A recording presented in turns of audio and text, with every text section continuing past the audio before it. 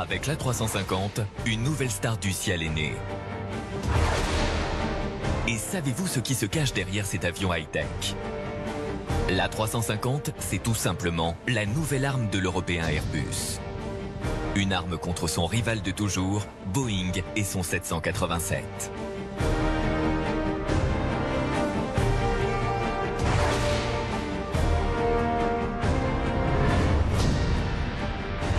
L'A350 est un concentré inédit d'innovation, de technologie dernier cri. Ce formidable défi industriel a exigé 8 ans d'études et de tests. Vous allez avec ces pilotes, ces ingénieurs, mieux comprendre ce bijou technologique. Quels sont les secrets de sa fabrication? Comment fonctionne cet incroyable mécano géant? Nous allons vous faire entrer au cœur de la machine Airbus avec ses équipes.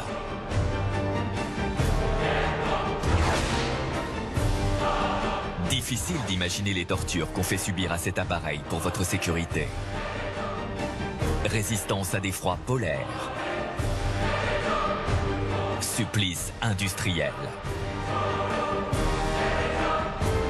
Pour découvrir cette fabuleuse aventure, vous allez embarquer pour la première fois avec les hommes qui ont fait naître l'A350.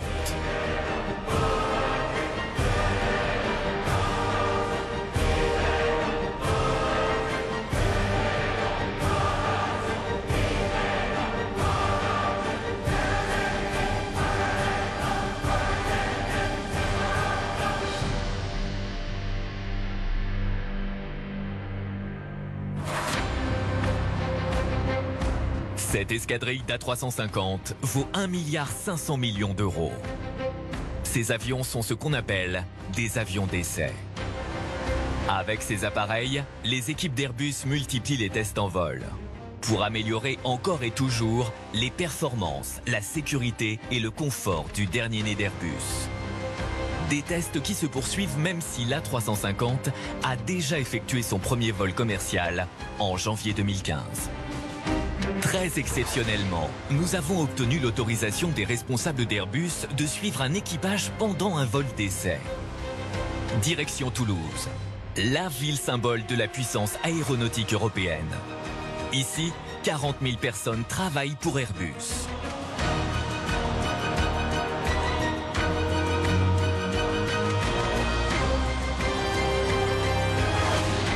Ce matin, nous avons rendez-vous avec Martin Scheuermann. C'est l'un des 2 pilotes allemands de l'A350 dans lequel nous allons embarquer aujourd'hui. Nous sommes à H-2 du décollage. Martin Scheuermann et l'équipage se retrouvent pour préparer notre vol. L'homme qui va coordonner les tests aujourd'hui, c'est lui, Bruno Bigan. Ce mécanicien navigant est celui qui connaît le mieux l'A350 numéro 2, le deuxième sorti de l'usine de Toulouse. Parcours aujourd'hui pour le vol test, Toulouse-Munich. L'A350 sur lequel nous allons voler, c'est le dernier né de la mythique famille d'Airbus. Un avion nouvelle génération, plus léger que ses prédécesseurs, l'A330 et l'A340, et donc moins gourmand en carburant.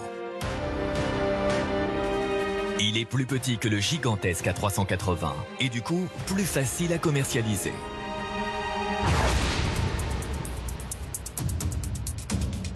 L'A350 est un bel oiseau de 67 mètres de long. Ses 2 ailes forment ce qu'on appelle la voilure. Une voilure d'une envergure de 64 mètres, c'est-à-dire la largeur d'un stade de foot. Il est conçu pour les longues distances. Il peut transporter jusqu'à 350 passagers sur plus de 14 000 km avec 25% de kérosène en moins que ses prédécesseurs. Cet avion est à 53% composé de fibres de carbone. Une première. Un matériau un quart plus léger que ceux utilisés pour la génération de l'A330 ou de l'A340. Les moteurs que nous allons vous faire découvrir sont entièrement nouveaux. À la fois plus puissants et plus économes en carburant que leurs prédécesseurs. Bienvenue à bord de ce bijou high-tech. Nous sommes à 1h30 de notre décollage. Opération délicate, positionner l'A350 sur le tarmac. En tant que mécanicien navigant, Bruno Bigan est le responsable de l'A350 numéro 2. Il le suit depuis sa sortie de l'usine. Bien que l'appareil ait déjà été contrôlé, Bruno Bigan, comme avant chaque vol d'essai, fait une toute dernière inspection. État des pneus, pale du moteur, voilure, c'est lui qui donne le feu vert définitif. C'est un peu le jeu des 7 erreurs. Il faut aller regarder dans tous les coins de l'avion qu'est-ce qui pourrait être anormal. Je regarde que tous les câbles, tous les tuyaux soient bien en position. Pour Bruno Bigan, tout est sous contrôle. Décollage dans 1 heure.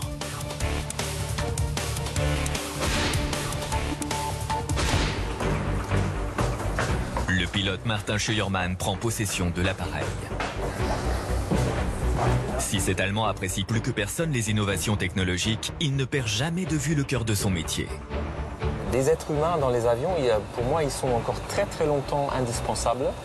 Et je suis sûr que tous les passagers derrière apprécient qu'il y a quelqu'un de compétence devant qui gère la situation, qui prend des décisions. Et c'est pas que l'automatisme qui fait tout.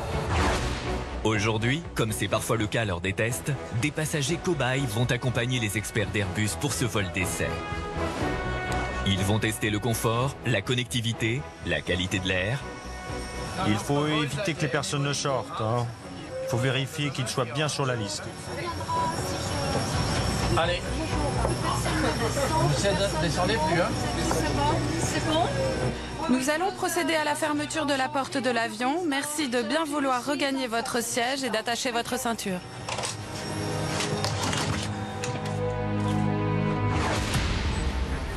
Dans le cockpit, Martin Scheuermann et le second pilote se préparent au décollage. Bruno Bigan, installé juste derrière eux, va coordonner les tests.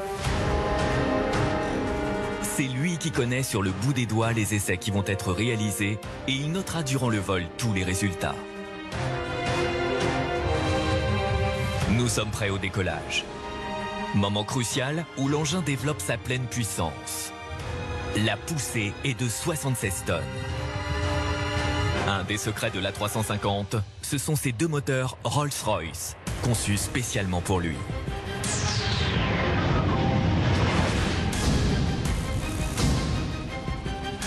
À l'avant du moteur, cette grosse hélice appelée fan. Elle mesure presque 3 mètres de diamètre. Ce fan est formé de 22 pales en titane. Ces pales, au design twisté, aspirent 1,3 tonnes d'air par seconde au décollage. De quoi remplir d'air le Zénith de Paris en moins de 2 minutes. Vous voyez que cette grosse hélice qui se situe dans l'entrée d'air du moteur participe à 80% de la puissance du moteur. Et on peut apprécier la forme des pales qui sont très évoluées pour avoir une meilleure efficacité, pour réduire le bruit et pour réduire aussi la consommation. Une fois dans le moteur, l'air est compressé, puis se mélange au kérosène grâce à un système ultra sophistiqué. Ce mélange dépasse alors les 2000 degrés. L'air brûlant alimente plusieurs turbines avant d'être éjecté à l'arrière. Et on voit bien à travers ça que le fan sert à accélérer une grande masse d'air et qui passe à travers le moteur. Le corps chaud, il est tout petit et il est tout à l'intérieur. Une seule des pales de la turbine située à l'arrière développe 800 chevaux, soit la puissance d'une Formule 1. Et cette turbine possède 68 pales, 68 Formule 1.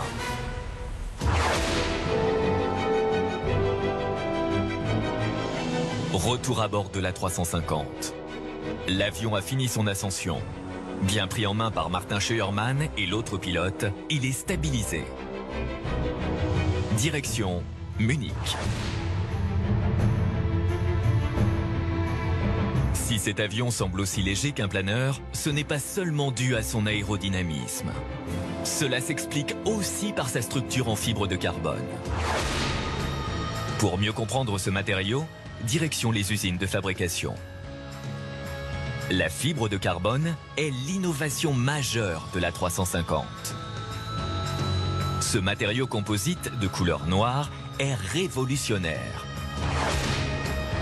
Il pèse 25% de moins que l'aluminium, le métal habituellement utilisé dans l'aéronautique, tout en étant plus résistant et plus rigide. Les ailes sont presque entièrement en fibre de carbone, comme l'ensemble du fuselage. Grâce à la rigidité de ce matériau composite, les hublots de l'A350 sont 30% plus grands que ceux de la génération précédente, sans pour autant fragiliser la structure du fuselage. Et ce n'est pas tout. Cette rigidité permet de mieux pressuriser la cabine.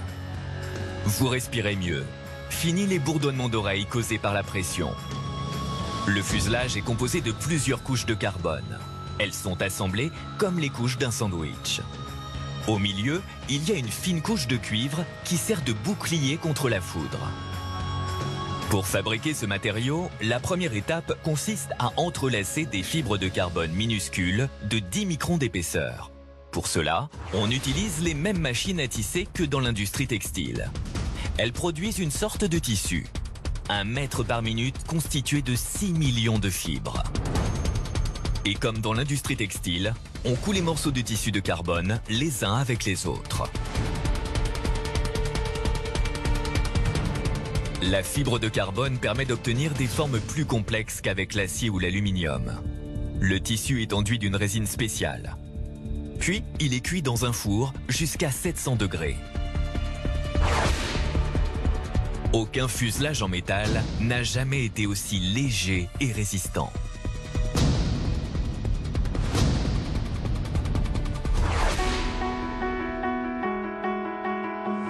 Nous avons décollé depuis 20 minutes. Tout est sous contrôle. Les tests peuvent commencer. Pour analyser le comportement de notre A350 d'essai, les ingénieurs l'ont truffé de capteurs, ces petites têtes oranges placées un peu partout. Au plafond, sur les hublots, tout est analysé, variation de température, éclairage, aérodynamisme. Ces capteurs sont reliés entre eux par des câbles. Toutes les informations enregistrées sont centralisées sur des batteries d'ordinateur installées à l'arrière de l'avion. L'ensemble est analysé en temps réel par des ingénieurs navigants embarqués à bord. Stéphane Vaux est le grand Manitou de ces essais. Et à partir de ce poste-là, vous voyez qu'on a plein d'écrans, on a accès à une multitude, ça peut aller jusqu'à 600 000 paramètres. Par exemple, les positions, les gouvernes, des températures, des pressions hydrauliques, tout un tas de choses. Et ça nous permet de regarder en temps réel les résultats de l'essai ou de la manœuvre qu'on est en train d'effectuer. Pour prendre la mesure de l'opération, c'est dans les soutes de l'avion que nous devons descendre. Très exceptionnellement, Bruno Bigan nous fait pénétrer au cœur de l'appareil. Tout le gros de l'informatique et de l'électronique, il est ici. Ça, ce sont des bidons qui servent à faire de la masse. Donc, pour pouvoir les rendre plus lourds, on les remplit d'eau. On a en gros 5 tonnes de matériel et de câblage que vous pouvez voir sur les côtés. Donc ça, c'est le lourd de la partie installation d'essai. Là, on a tous les calculateurs et tous les câblages. Sur un avion comme ça, il faut compter à peu près 400 km de fil pour tous les capteurs qui sont installés à bord.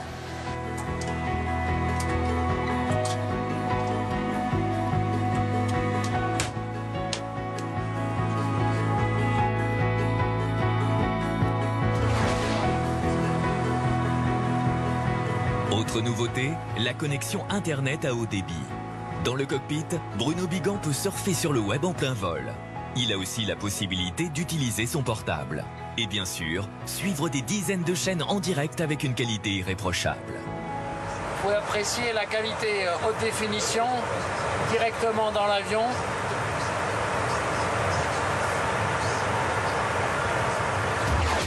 Cette connexion n'est pas un luxe réservé aux pilotes.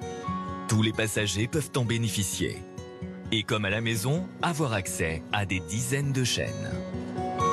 L'avion est aussi équipé pour offrir des vidéos en haute définition.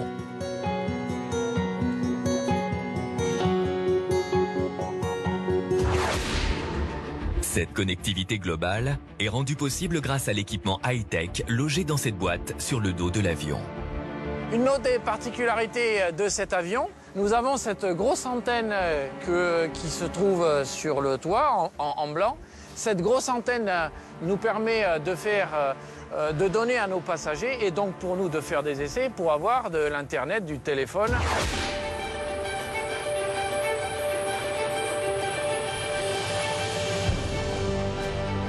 Durant tous les vols tests, les contacts avec les équipes d'Airbus à Toulouse sont permanents. Dans ce bâtiment, appelé centre de télémétrie, de nombreux ingénieurs suivent ce qui se passe dans l'A350. Ils enregistrent toutes les données et transmettent des informations à l'équipe navigante. On est les yeux de l'avion, vu du sol, hein, évidemment, on est là pour aider l'équipage à effectuer son vol d'essai, puisqu'on a des gens ici qui vont être responsables d'amener des réponses à des questions posées par l'équipage et en l'occurrence par les ingénieurs navigants d'essai. Il n'y a pas qu'un équipage, en gros, de 5 personnes qui fait voler la machine, mais avec eux, il y a une multitude de gens qui va les aider et qui va leur fournir des résultats. Sur un premier vol, on va voir un comportement général de l'avion. On n'est pas dans l'avion, mais on a l'impression d'y être. On a les mêmes infos, on a un flux de données qui nous permet de quand même comprendre tout ce qui se passe. On a surtout le dialogue équipage. On a l'impression d'être avec eux, quoi, ça c'est clair. Ça ressemble à la NASA, c'est souvent la réflexion de certains visiteurs. Quand ils voient une salle télémesure en œuvre ici, avec tous ces écrans, ils sont impressionnés. Pour les ingénieurs de cette salle de télémétrie, un vol est resté dans toutes les mémoires. Le premier vol de l'A350. Le jour où il s'est envolé dans les airs pour la première fois de son histoire. C'était le 14 juin 2013. À 7 h du matin, sur l'aéroport de Toulouse-Blagnac, 6 hommes descendent sur le tarmac. Ils embrassent leurs proches, puis ils prennent place dans cette A350. Là, c'est bon, Gabi. Merci. Je suis avec toi. On y arrive. Passez par là, Gabi. Derrière les sourires, l'appréhension est là. Les équipements sont en mode commando.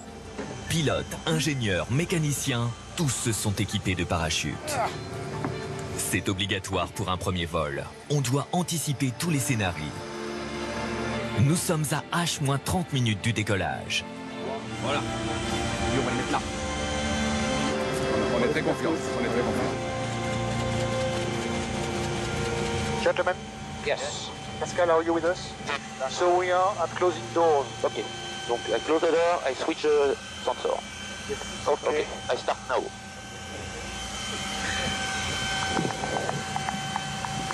On y va. À 10 minutes. Allez Pascal, ciao.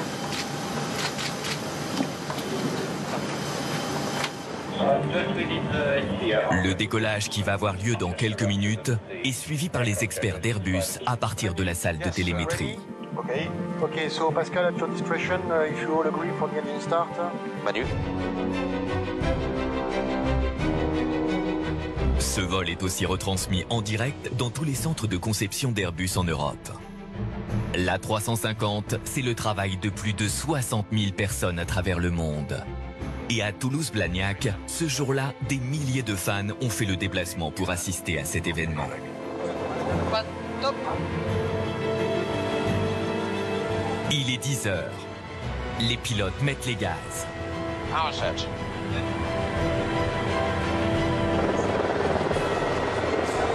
Le patron d'Airbus, Fabrice Brégier, lunettes noires, est sur le tarmac pour vivre ce moment historique. L'avion quitte le sol pour la première fois. Le décollage a fonctionné comme prévu.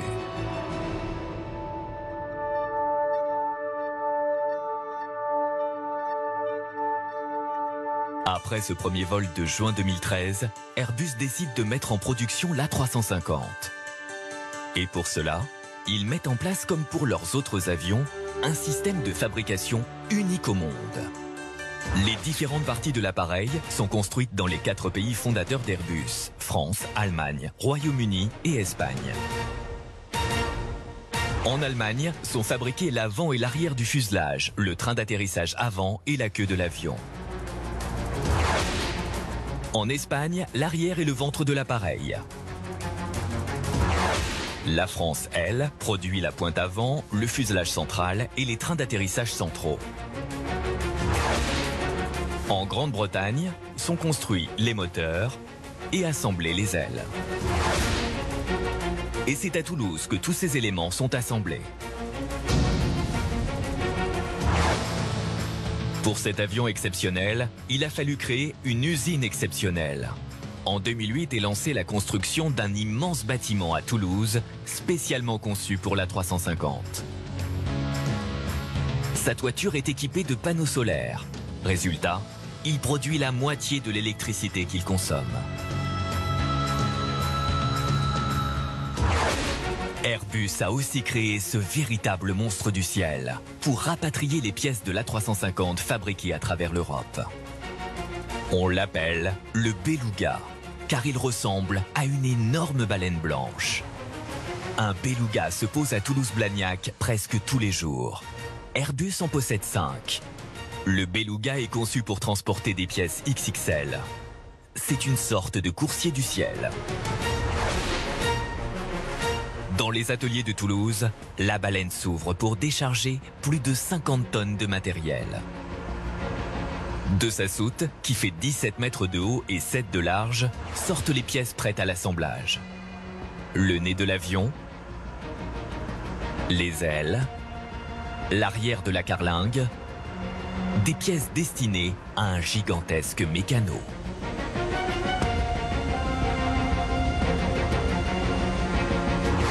Mike Bozor est le directeur marketing de l'A350. Depuis 8 ans, il accompagne la naissance de cet avion. Donc c'est ici qu'on va faire l'assemblage final de l'A350 dans ce hall Roger Béteille qui a été spécialement conçu pour l'A350. La première étape va consister à faire l'assemblage du fuselage qui arrive en 3 tronçons. Donc ici on va venir faire la jonction de ces 3 tronçons pour obtenir un fuselage complet. Toutes les pièces livrées par le Beluga arrivent ici déjà prééquipées avec câblage et isolation. Sur les chaînes de montage, il reste à visser et à rifter les éléments entre eux. L'assemblage des ailes est délicat. Chacune fait 32 mètres de long. L'ensemble des opérations est effectué par des centaines de techniciens, de mécaniciens, d'ingénieurs. Ici, dans le vocabulaire d'Airbus, on les appelle les compagnons. Moi je suis d'un côté, mon collègue de l'autre côté de l'avion, c'est plus simple. Ça évite de faire un retour. Ouais. C'est bon. C'est-à-dire que moi là, je suis en cabine et lui il est en dessous, ce qu'on appelle en case de train. En haut, le train d'atterrissage qui rentre pour serrer les écrous. Nous on est obligé de vérifier absolument tout avant d'envoyer en production parce que d'un avion à un autre, même si c'est le même modèle d'avion, il y a pas mal de différences en fonction des options qui sont choisies par le client. Donc on va avoir des tuyauteries qui ne vont pas être placées exactement au même endroit, des câblages. Donc il ne faut pas se permettre d'utiliser l'expérience qu'on a eue avant sur un autre avion pour dire c'est bon, cette zone est accessible, on peut démonter. Ben non, on est vraiment obligé de vérifier à chaque fois. Pour l'aménagement intérieur, un système d'assemblage appelé Plug and Play permet aux pièces de s'emboîter très simplement. Sur le programme A350, tout a été étudié en amont pour que tout ce monde de Plug and Play avec un gros gain de temps. C'est vraiment très agréable pour tous les gens qui travaillent sur ce programme. Coffrage, panneaux d'habillage, toilettes, coffre à bagages, tout s'insère comme dans un grand mécano. L'installation des équipements devient presque un jeu d'enfant. Bénéfice ? Un gain de temps énorme pour la fabrication. Pendant ce temps, dans un des cockpits, un compagnon fait un test de simulation d'accident. Traffic. Attendez, 2 secondes. Alors mon truc, juste justement une simulation de trafic.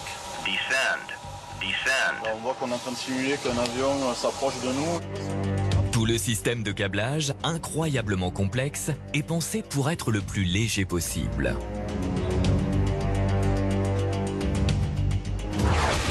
Après la finalisation de la carlingue, place au moteur. C'est le dernier élément central de ce gigantesque mécano. Un moteur Rolls-Royce arrivant tout droit de Grande-Bretagne.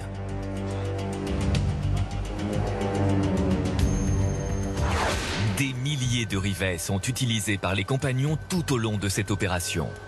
Pour assembler entièrement un avion, depuis son entrée ici en chaîne jusqu'à la livraison du client, il faut compter à peu près 2 mois et demi de travail.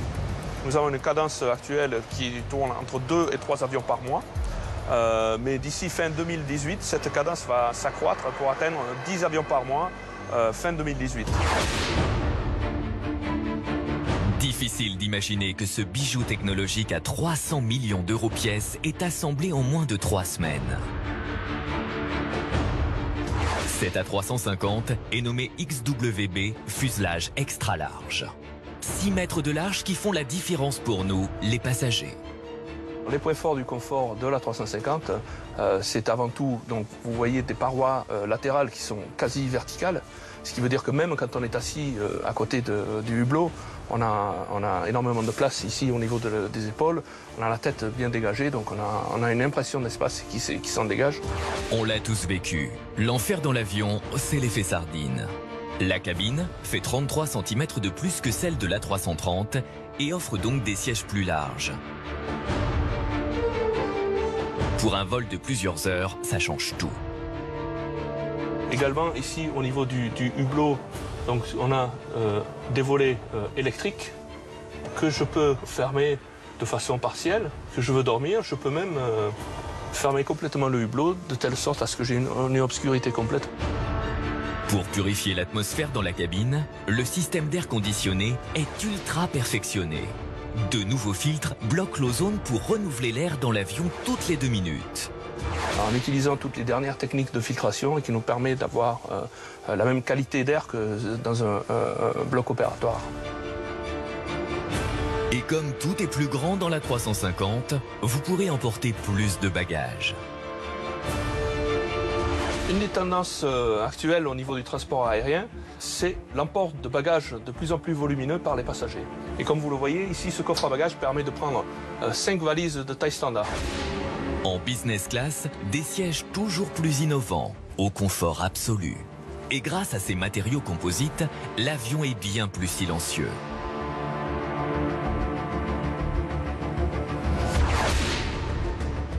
Cet avion est plus silencieux aussi, car tout a été étudié pour qu'il glisse parfaitement dans l'air. Ses ailes, fines et souples, sont plus légères qu'elles n'en ont l'air, car elles sont creuses. Leur squelette est constitué de ces pièces, appelées nervures. Des pièces alignées d'un bout à l'autre de la structure.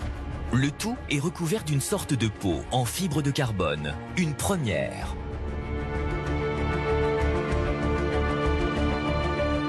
Les ailes sont creuses, mais elles ne sont pas vides. Car c'est dans les ailes que se trouve une partie du kérosène. Un système complexe de vannes permet à cette masse liquide de circuler d'une aile à l'autre. Objectif, équilibrer le poids du carburant au fur et à mesure qu'il est consommé. La majorité du carburant se situe dans les ailes et dans le caisson central de l'avion, avec une répartition de, en gros, 22 tonnes dans chaque voilure et une 60aine de tonnes dans le caisson central. Grâce à ces volets mobiles, situés tout au long des ailes, les pilotes peuvent faire varier la forme de la voilure. Ces volets sont actionnés par des moteurs situés dans ces 3 petites nacelles. Le but, amortir le choc en fonction des turbulences. La voilure arrière fonctionne de la même façon que les ailes.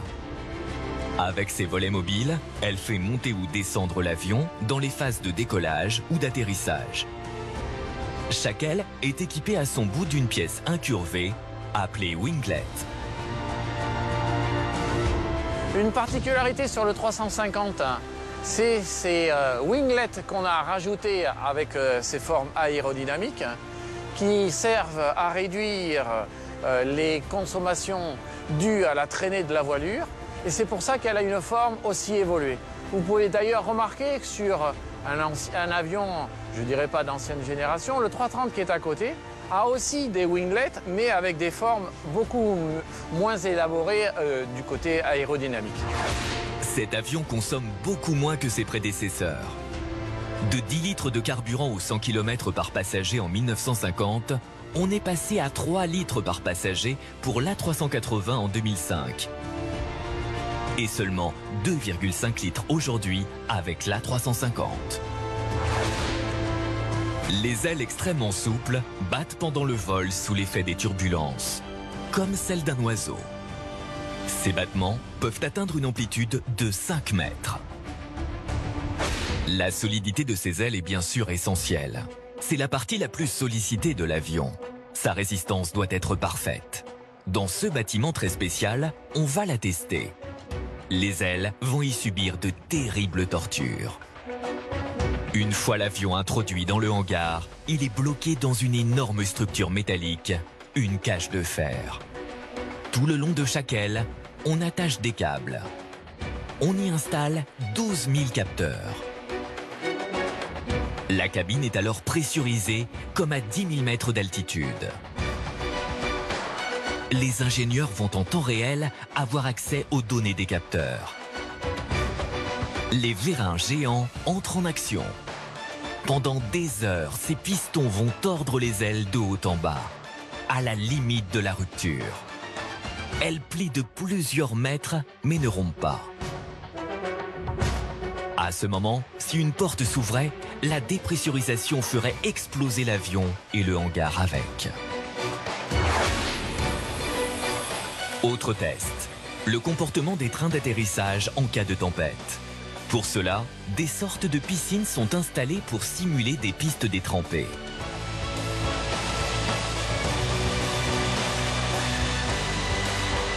Autre torture.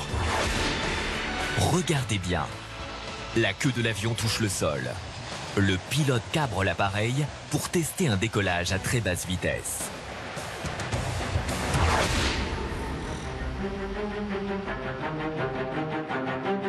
Et pour tester la résistance de l'appareil à des températures extrêmes, Bruno Bigan et son équipe n'ont pas hésité à faire le voyage jusqu'en Floride, au centre McKinley.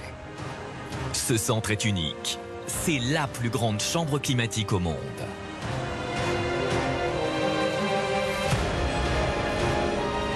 Première opération, détacher les winglets pour réussir à faire rentrer l'avion dans le hangar. L'équipe française autour de Bruno Bigan et les Américains récapitulent alors les tests prévus pour la journée. Libéré de l'extrémité de ses ailes, l'A350 est introduit dans ce hangar qui va devenir son enfer. D'énormes silos sont posés pour évacuer les gaz d'échappement à l'extérieur du bâtiment. Car les tests doivent se faire moteur allumé. La séance de torture peut commencer. L'équipe d'Airbus s'installe dans l'avion et verrouille toutes les issues. Bruno Bigan a préparé le programme du jour. Avec ce laboratoire, on a la capacité de demander la température que l'on désire. Et dans ce cas, on a fait des températures très chaudes, plus 45 et humides, que l'on trouve dans certains coins du monde. Dans ces conditions tropicales, les systèmes électriques vont-ils résister à de tels niveaux d'humidité? Et une fois qu'on a eu passé ces tests-là, eh bien on est passé au temps froid et on a pu descendre la chambre de climatisation à moins 40. Après plusieurs heures de froid polaire, le givre s'est incrusté partout. Je suis prêt pour la première batterie. 2, 1, top. On vérifie alors que tout fonctionne. Les commandes électriques, les batteries, le tableau de bord, la climatisation, le train d'atterrissage.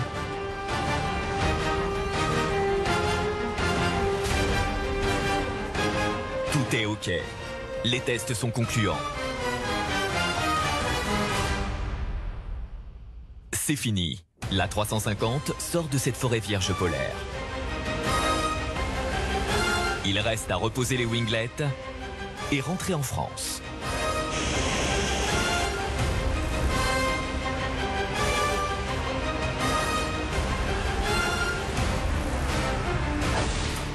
Retour à bord de notre A350 numéro 2. Il reste environ 45 minutes de vol avant d'atterrir à Munich. Les deux pilotes effectuent eux aussi un certain nombre de tests sur le fonctionnement des systèmes électroniques. À la lueur des incidents ou même des accidents qui ont eu lieu, on essaie toujours d'améliorer le produit pour renforcer la sécurité et ensuite aussi pour profiter des nouvelles technologies qui sont disponibles. Il y a une continuelle évolution. Vous pouvez imaginer qu'il y a 28 ans, les technologies, Internet, etc. à bord des avions, ça n'existait pas. Donc tout ça, ça demande des essais d'intégration.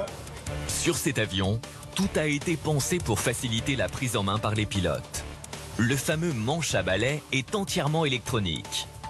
Une grande majorité des commandes sont communes au cockpit des différents appareils d'Airbus. Résultat, 8 jours d'entraînement suffisent aux pilotes dans des centres de formation pour passer par exemple de l'A330 à l'A350. C'est un argument commercial important pour les futurs acheteurs. Après 2 heures de navigation, notre A350 va bientôt atteindre sa destination. Bruno Bigan et les pilotes font le point avec les ingénieurs installés au fond de l'avion. Tous les essais prévus ont pu être effectués. Qualité de l'air, comportement de l'avion, réaction de la voilure, connectivité. Reste la phase toujours sensible de l'atterrissage. À ce moment, l'A350 se connecte à un système d'assistance situé au sol. Ce système intelligent aide les pilotes à s'ajuster parfaitement à l'alignement de la piste. Une sécurité de plus pour l'équipage et les passagers. L'avion descend par paliers successifs. La piste d'atterrissage est en vue. Au moment de l'atterrissage, l'avion roule à 200 km/h. Les 10 roues vont subir une pression de 200 tonnes. Pour éviter les risques de crevaison, les roues sont dotées d'un système de surveillance de pression des pneus. Des informations sont transmises au sol en temps réel grâce au Wi-Fi. Les trains d'atterrissage sont bien sûr un élément central. Jusqu'à présent, ils étaient en acier. Avec l'A350, on est passé à une nouvelle génération, celle du titane. Un métal beaucoup plus résistant et 2 fois plus léger. Train d'atterrissage très particulier sur 350, puisque on a été obligé de mettre 2 contre-fiches pour mieux répartir les efforts avec la structure. Un système de frein ultra perfectionné est logé dans les roues elles-mêmes. Ces freins en carbone dernière génération supportent beaucoup mieux la chaleur dégagée pendant le freinage. Ils ont été conçus pour résister jusqu'à 2000 degrés. Au moment de l'atterrissage, en plus de ces freins, d'autres systèmes entrent en action. Les aérofreins des ailes et les inverseurs de poussée du moteur. Midi, l'avion se pose à Munich. Mission accomplie.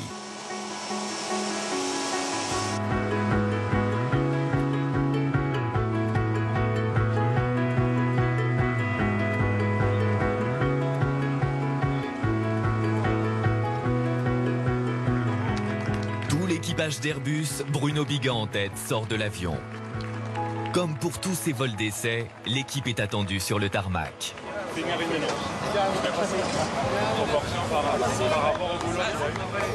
Voilà, donc on a fait notre programme et on n'est pas passé une fois dans les nuages. Les essais de ce type vont se poursuivre jusqu'en 2016 grâce à ces 5 appareils. Mais ils ont déjà permis de commercialiser l'A350. Grâce à eux, le dernier né d'Airbus a obtenu en 2014 ce qu'on appelle dans le jargon son brevet de certification à l'occasion d'un grand show. C'est un honneur de vous remettre ce certificat type pour l'A350-900. Merci. C'est le vôtre.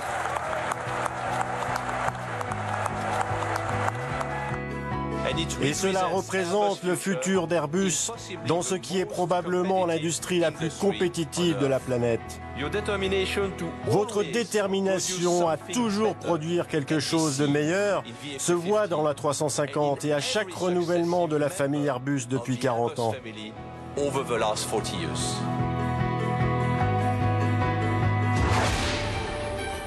Les premiers à avoir été séduits par l'A350 sont les Qataris.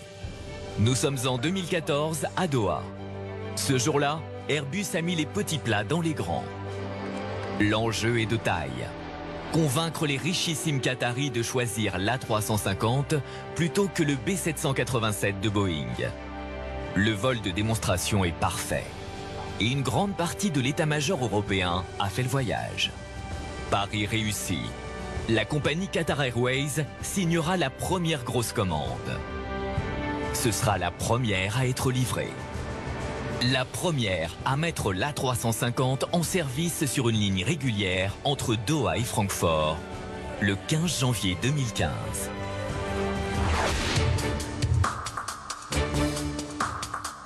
Une fois le contrat signé, reste à mettre les appareils aux couleurs de la compagnie. L'avion arrive couleur jaune-vert, celle de l'enduit anti-corrosion appliqué pendant le montage. Il faut une tonne de peinture pour l'ensemble de l'appareil. Chaque opération est un véritable travail d'artiste. Il faut par exemple dessiner avec soin des caches pour imprimer le logo de la compagnie. L'opération peinture dure une petite semaine dans les hangars de Toulouse. L'avion est alors fin prêt.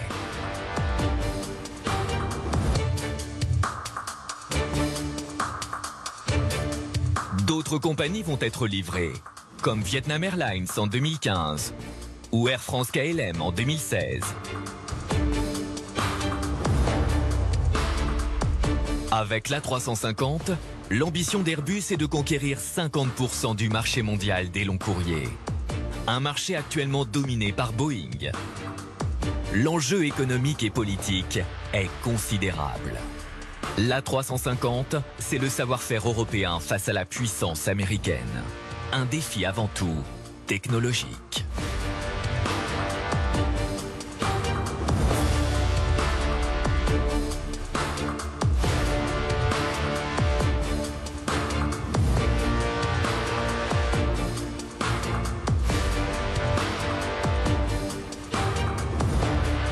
Sa structure en fibre de carbone, sa sobriété en carburant. Ces multiples innovations ont exigé 8 ans d'études et plus de 10 milliards d'euros d'investissement.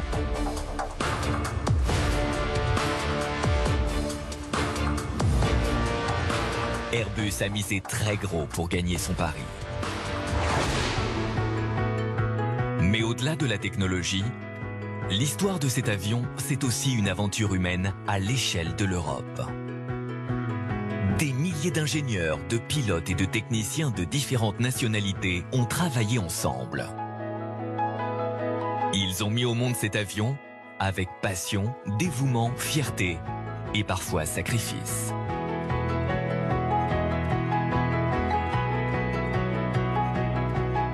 J'ose pas dire que c'est un peu mon bébé parce que je suis pas tout seul. Mais c'est un esprit d'équipe. Mais il y a quand même une petite part sensible. Et quand on le malmène un peu trop, on me malmène un peu. Pour moi, c'est une véritable chance qui m'a été donnée. J'ai commencé à promouvoir cet avion. J'avais quelques petites planches PowerPoint et aujourd'hui j'ai de vrais avions, donc je suis très très heureux. Et on fait sa portation, c'est quand même un bijou technologique, un avion qui est issu du 21e siècle. Imaginez que du jour au lendemain, on vous dise, voilà, on va vous donner une Ferrari, hein, vous vous en occupez bien, hein, vous la lavez, vous l'entretenez, hein, et on vous demande qu'une seule chose, c'est de l'essayer et de la faire marcher. Voilà un peu le cadeau qu'on nous fait régulièrement. Clairement, avec l'A350, on entre dans une autre dimension. Nous sommes au cœur du projet et ça a été très excitant.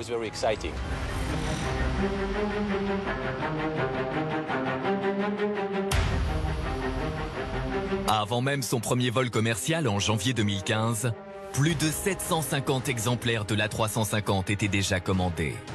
Un record à ce stade.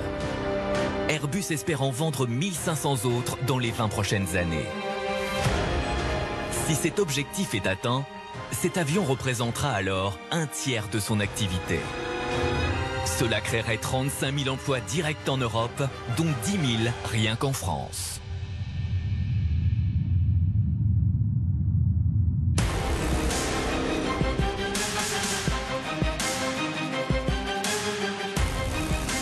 L'A350 a au moins 20 années de carrière devant lui.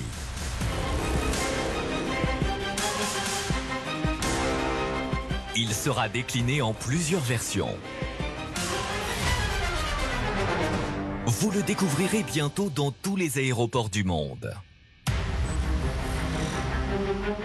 Avec lui, s'ouvre une nouvelle page de l'aéronautique civile. L'histoire ne fait que commencer.